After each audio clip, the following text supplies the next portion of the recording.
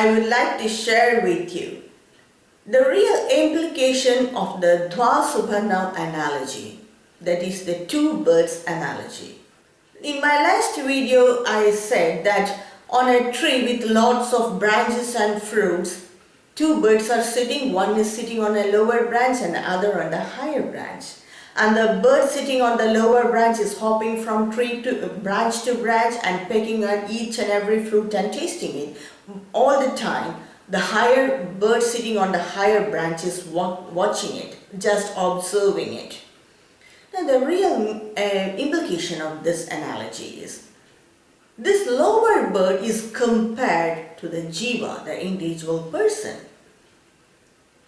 And the higher bird is compared to the Atma, that is the Paramatma. That's why it's very calm and it just observes as a silent witness. And this jiva is a combination of 5 factors. You can say it's a combination of 4 factors, but you cannot avoid the 5th one. Let me explain it.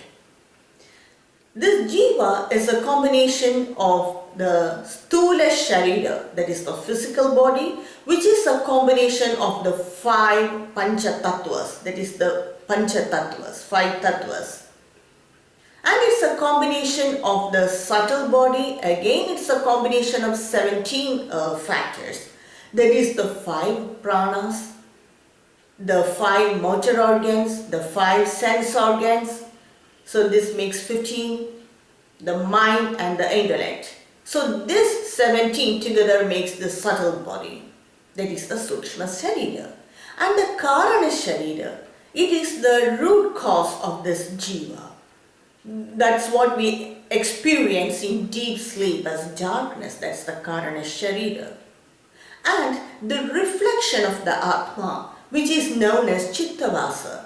Without this Chittabhasa, all these 3 bodies will be inert. So the reflection combines with this gross, subtle and causal body. And there cannot be any reflection without the Atma. So the Atma is included, but at the same time not included. So all these 4 factors, the physical body, the subtle body, the causal body and the reflection, that is the Chittabhasa, makes the jiva.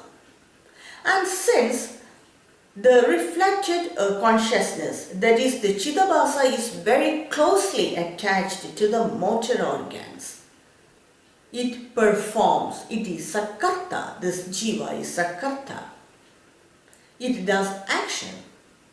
And this reflected consciousness, Chittabhasa, is closely attached to the mind, and so it is a bhokta. It's attached to the mind and the sense organs, so it experiences.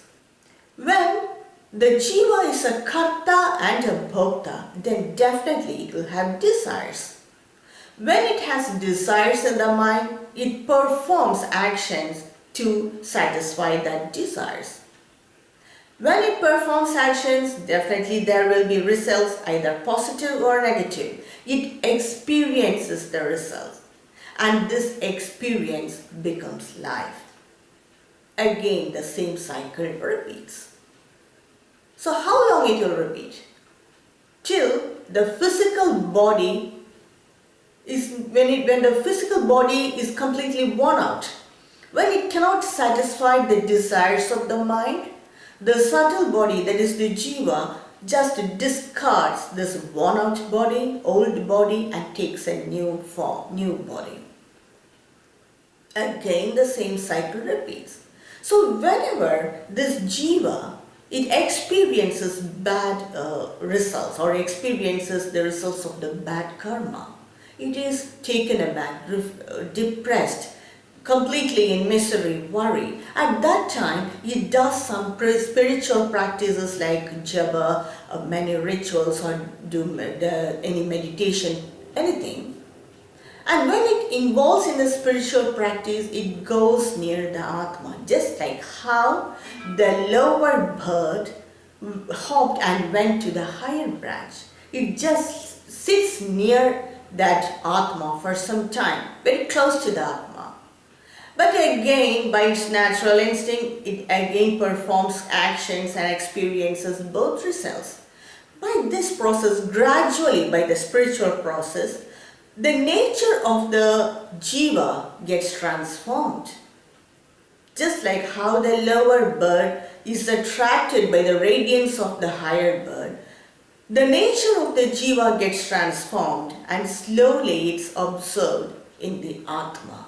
At that time, the jiva realizes that what it meditated on is none other than that pure self. It was meditating on its own self. It realizes only then.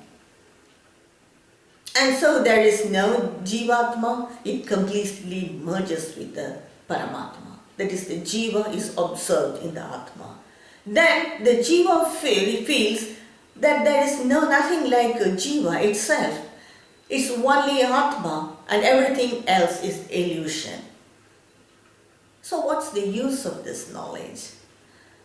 When we gain this knowledge or when we own this knowledge, what happens is, when we face problems, we don't feel it is as our own problem. Now we identify with the body and mind, and so we feel the problems of the body and mind are our problem.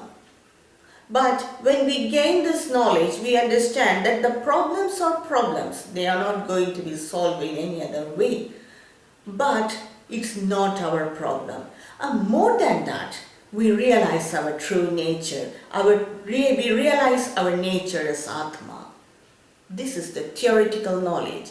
It has to be chewed again and again to make it our own knowledge. Advaita philosophy is nothing other than the shift in consciousness, but it takes a lot of understanding for that small shift. It's the shift of consciousness from the jiva to the atma.